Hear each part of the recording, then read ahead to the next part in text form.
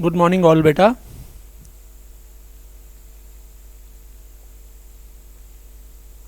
Good morning, sir. Very good morning.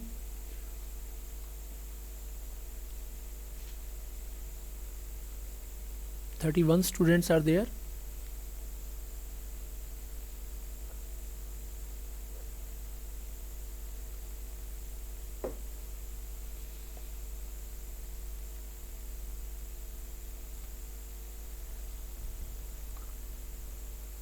Screen visible है बेटा?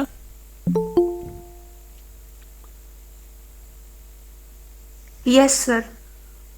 Okay.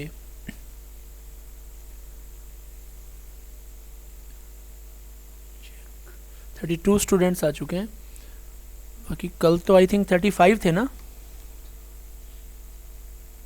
मेरे पास 35 की अटेंडेंस है कल की. तो एक बार अटेंडेंस ले लें. बी रेडी बेटा. अटेंडेंस प्रॉपर देंगे अपनी. Jatin, present sir. अमन, अमन कल क्लास के बाद अब्सेंट हुआ था. अटेंडेंस दे के आज पहले से ही गायब है. साहिल, ये भी यस absent सर. है. बेटा कल कहाँ गायब हो गए थे? यहीं पे थे सर. नहीं, दोबारा अटेंडेंस ली थी. अच्छा हाँ हाँ ठीक है, बाद में हो गया था, हो गया गई था. थी सर. हाँ ठीक है, बाद में बता दिया था. नवीन कल गायब था. Ankit, present sir. Aman More, present sir. Anshu absent. Anu, Anu Jakhar absent. Kartik, Kartik, yes Kartik. Ekta, present sir. Lalit, Lalit, Manish, Disha, Yes, sir. Mann, present sir. Muskan, present sir. Naveen, Naveen. Present sir. बेटा कल कहाँ था तू? बता जल्दी. काम हो गया सर. बिना मतलब क्लास के बीच में काम हो गया? चलती क्लास में से गए हो बेटा आप? हाँ सर. बिना बताए? और क्लासरूम में कर लेते हो ऐसा?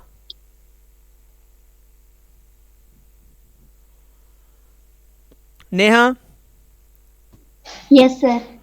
निशांत, सर. नितेश,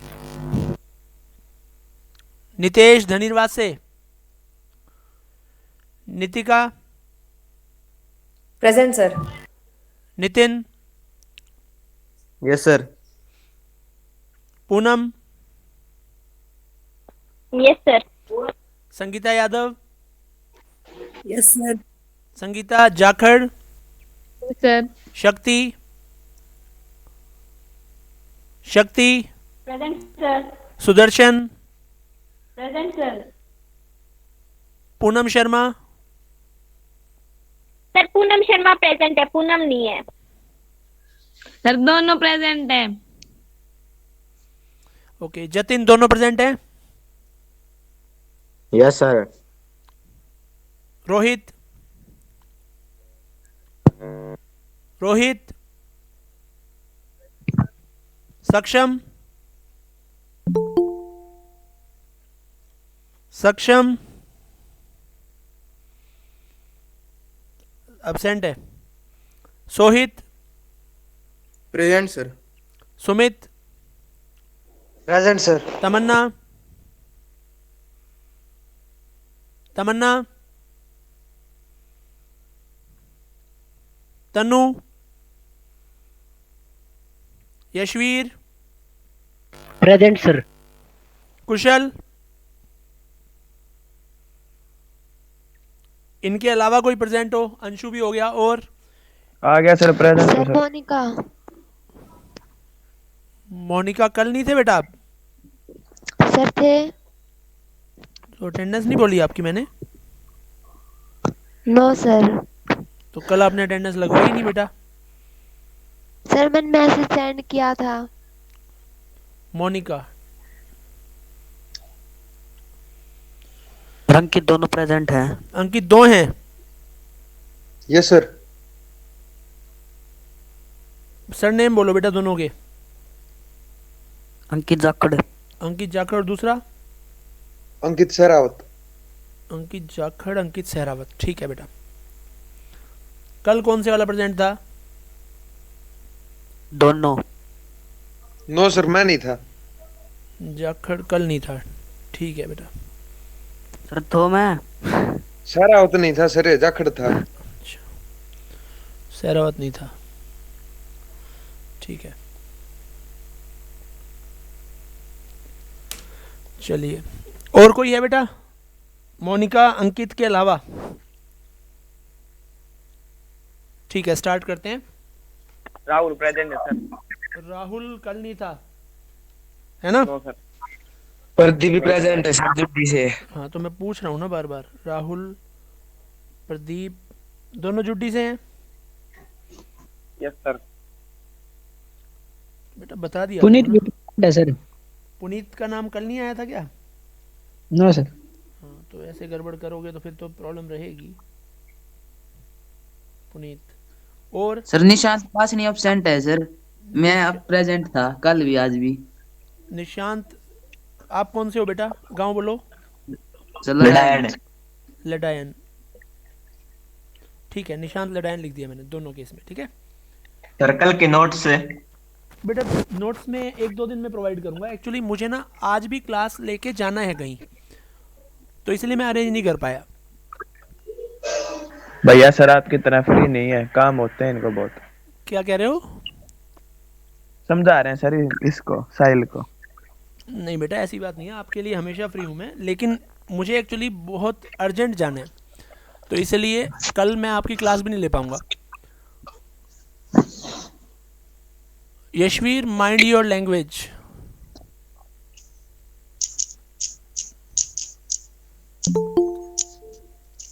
सक्षम भी आ गया।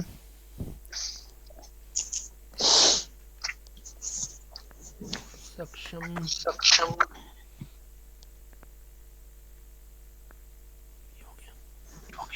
ठीक है, अब स्टार्ट करते हैं बेटा।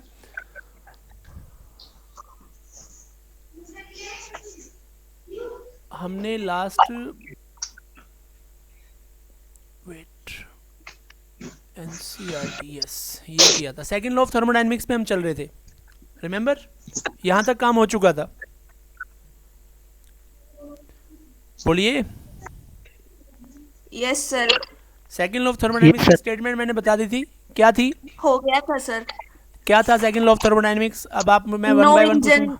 हाँ बोलो। No engine in this world can have 100% efficiency, ये बताया था sir second law of thermodynamics. ठीक है, इसका मतलब कोई भी इंजन होगा वो कुछ ना कुछ एनर्जी को वेस्ट करेगा, ठीक है ना? इसका मतलब ये होता है। तो इसकी दो स्टेटमेंट है, केल्विन प्लैंक स्टेटमेंट, कल मैंने इसका जिक्र किया था, और क्लैशियस स्टेटमेंट। एग्जाम में बेटा ये स्टेटमेंट के नाम से आ जाती है कई बार, तो ये आपको एज इट इज उठानी है, इसमें कोई चेंज नहीं करना, ठीक है? As it is. जैसे केल्विन प्लैंक स्टेटमेंट है, no process is possible whose sole result is the absorption of heat from बेटा अपना माइक बंद करिए आप। दिशा, नो सर, मैंने ऑन नहीं कर रखा। पुनीत,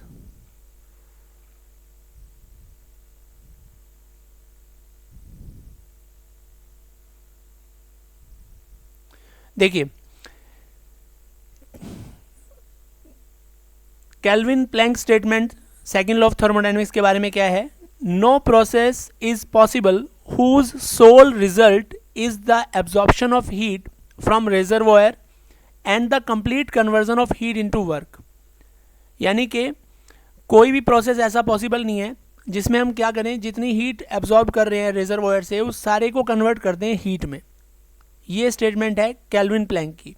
यही चीज़ क्लैशियस ने क्या कही है, no process is possible whose sole result is the transfer of heat from colder object to hotter object. यानी कि कोई भी ऐसा प्रोसेस पॉसिबल नहीं है जिसमें हीट को कोल्डर ऑब्जेक्ट से हॉटर ऑब्जेक्ट की तरफ फ्लो कराया जाए। मतलब ये नेचुरली है, वैसे तो हम कर देते हैं, नेचुरली कभी भी ऐसा नहीं होगा कि हीट जो है वो कोल्डर बॉडी से हॉटर बॉडी की तरफ ट्रांसफ़र हो। तो एग्जाम में एक एक नंबर की स्टेटमेंट आती हैं, अगर ये आता है तो आपको एज इट इज़ लिखना है, क्योंकि बेटा स्टेटमेंट्स को हम चेंज नहीं करते, ठीक है। अच्छा, रिवर्सिबल और irreversible process. If you remember, मैंने आपको साइक्लिक प्रोसेस के बारे में बताया था। साइक्लिक प्रोसेस इनिशियल स्टेट से फाइनल स्टेट में जाता है कुछ प्रोसेस को फॉलो करता हुआ और वापस आता है किसी और प्रोसेस को फॉलो करता हुआ। यानी कि अगर पीवी डायग्राम देखें तो इनिशियल से फाइनल जाने के लिए कर्व अलग यूज़ होता है और फाइनल से इनिशियल जाने के लिए कर्व अलग यूज़ होता है। तो दोनों कर्व के बीच का जो एरिया होता है that is the work done in cyclic process. Reversible और इरिवर्सिबल प्रोसेस क्या है? रिवर्सिबल में क्या होगा, आपका थर्मोडायनेमिकल सिस्टम जो है वो इनिशियल स्टेट से फाइनल स्टेट में जाएगा और फिर फाइनल से इनिशियल उसी प्रोसेस को वापस रिपीट करेगा। यानी कि इनिशियल से फाइनल के लिए जो कर्व होगा वही कर्व फाइनल से इनिशियल के लिए भी होगा। तो ऐसे में दोनों कर्व का जो टोटल एरिया होगा वो मतलब area enclose between two curve will be zero, क्योंकि दोनों सेम ही कर्व हैं। तो साइक्लिक प्रोसेस और रिवर्सिबल प्रोसेस में ये फ़र्क है। साइक्लिक में भी रिवर्सिबल में भी दोनों में सिस्टम इनिशियल से फाइनल जाएगा, फाइनल से इनिशियल वापस आ जाएगा। यानी कि जो इंटरनल एनर्जी है वो तो उतनी रहेगी, लेकिन जो रिवर्सिबल प्रोसेस है उसमें नेट वर्क भी क्या होगा, ज़ीरो होगा। क्लियर है ये चीज़? और इरिवर्सिबल जिसमें ऐसा नहीं होता, यानी कि जिसमें जो इनिशियल स्टेट से फाइनल स्टेट में जा रहे हैं तो फाइनल से इनिशियल नहीं आ पा रहे उसी स्टेट को फॉलो करते हुए, तो वो प्रोसेस इरिवर्सिबल प्रोसेस होता है। अब देखिए, imagine some processes in which thermodynamical system goes from initial state I to final state F. During the process, the system absorbs heat Q from the surrounding and performs work W on it. Can we reverse this process and bring both the system and the surrounding to their initial state with no other effect anywhere? देखो, with no other effect anywhere का मतलब क्या है, जैसे initial से final में गए थे वैसे ही फाइनल से इनिशियल में आएंगे। Experience suggest that for most processes in the nature this is not possible. तो प्रैक्टिकली रिवर्सिबल प्रोसेस पॉसिबल नहीं है। The spontaneous processes of nature are irreversible. जितने भी प्रोसेस हम नेचर में देखते हैं वो सारे क्या हैं, इरिवर्सिबल है। Several example can be cited. The base of a vessel on an oven is hotter than its other part. When the vessel is removed, heat is transferred from the base to other part, bringing the vessel to the uniform temperature, which is due course cools to the temperature of the surrounding. The process cannot be reversed. देखो होता क्या है, अगर हम एक oven के अंदर एक कंटेनर रख रहे हैं तो उसका बेस गर्म हो जाता है, उसको वहाँ से हटाएंगे तो वो जो बेस की गर्मी है वो पूरी बॉडी तक जाएगी। लेकिन क्या ऐसा हो सकता है वो पूरी गर्मी जो थी वो वापस बेस तक आ जाए? तो वो प्रोसेस रिवर्स करना पॉसिबल नहीं है। The process can not be reverse. A part of the vessel will not gate cooler spontaneously and warm up the base. जैसे मैंने अभी कहा कि वो सारी जो वेसल है वो ठंडी होकर नीचे का बेस दोबारा से गर्म कर दें, ये चीज़ पॉसिबल नहीं है। और अगर ऐसा होता है तो ये सेकंड लॉ ऑफ थर्मोडायनेमिक्स को वायलेट कर देगा, क्योंकि सेकंड लॉ ऑफ थर्मोडायनेमिक्स के अकॉर्डिंग भी हीट जो है वो कोल्डर बॉडी से हॉटर बॉडी की तरफ नहीं जा सकती। The free expansion of A gas is irreversible. ऐसे ही कोई गैस अगर एक्सपेंड हो रही है तो अपने आप वो कंप्रेस भी नहीं होगी, तो वो प्रोसेस भी क्या हुआ, इरिवर्सिबल है। बेटा क्लियर हो रहा है? यस, कहीं कोई कंफ्यूजन, कोई भी डाउट है तो आप पूछ सकते हैं बेटा। जितनी बात मैं बता रहा हूं उसमें कहीं कोई कंफ्यूजन है, you can ask. Anand, yes बोलो बेटा।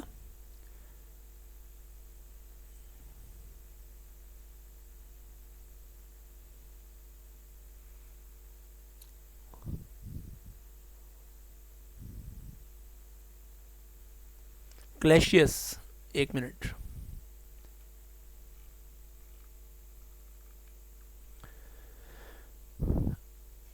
क्लैशियस स्टेटमेंट ये कहती है कि कोई भी प्रोसेस ऐसा पॉसिबल नहीं है जिसमें हीट जो है वो कोल्डर ऑब्जेक्ट से हॉटर ऑब्जेक्ट की तरफ ट्रांसफर हो जाए।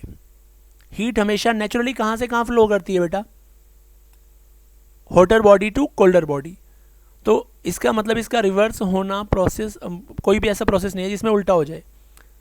नेचुरल प्रोसेस मतलब वैसे तो हम कंप्रेस करके कर सकते हैं विद एक्सटर्नल एजेंट, लेकिन उसमें एक्सटर्नल एजेंट की हेल्प लग रही है, नेचुरली नहीं हो रहा वो। क्लियर है ये चीज? यस बेटा, अब बोलो।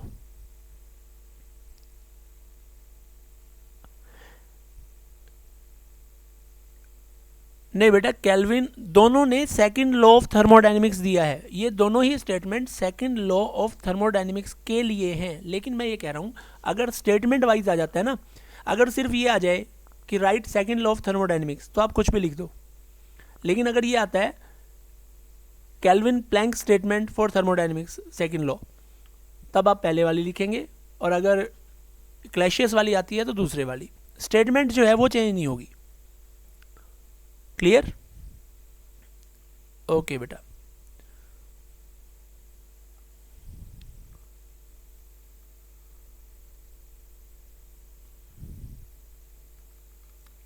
तो इसमें आपको सिर्फ ना एक और बात, अभी आप फिर ये कहेंगे कि कौन सा पार्ट करना है। रिवर्सिबल और इरिवर्सिबल की केवल डेफिनेशन करनी है बेटा।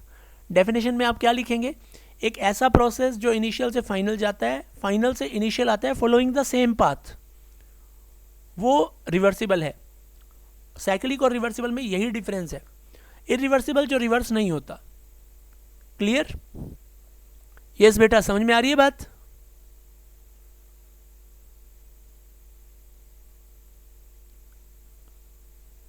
बेटा बाकी लोग भी हैं क्लास में या नहीं? You are not responding.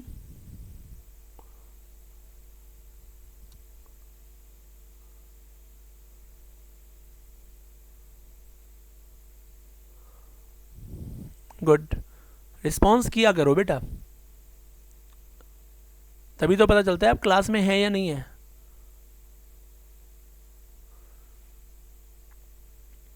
अब आगे देखिए, अगला जो टॉपिक है बेटा दैट इज कार्नोट इंजन। अब पहले इसके बारे में समझो। हमने इंजन के बारे में स्टडी कर लिया है। इंजन एक ऐसा डिवाइस है जो हीट को वर्क में कन्वर्ट करता है। ठीक है, अब इसमें एक सोर्स है, एक सिंक है, वर्किंग सब्सटेंस है।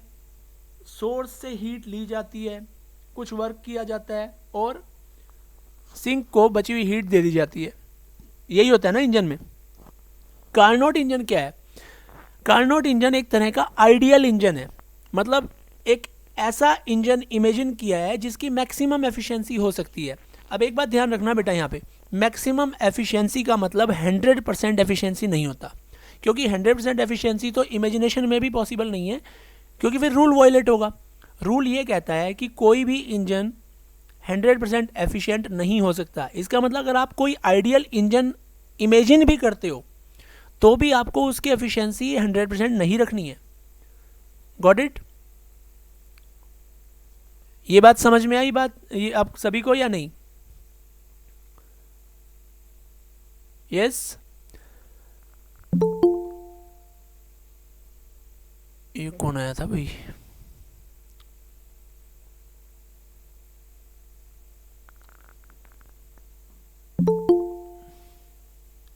निशांत धनखड़। निशांत बेटा क्या करने आया आज? निशांत सर रास्ते में था सर मैं। अच्छा, इसलिए आया है बेबी। सर जब डेस्टिनेशन पे पहुंच गए उसके बाद तो ज्वाइन कर ही लिया सर। और कल? सर कल तो सर एक बात में गया हुआ था सर मैं बादली। सही है बेटा, तू बात नहीं होते। अब सुनिए ध्यान से। जैसे मैं बात कर रहा था कार्नोट इंजन की, इससे पहले एक बार मैं वीडियो चेक कर लेता हूँ। वेट।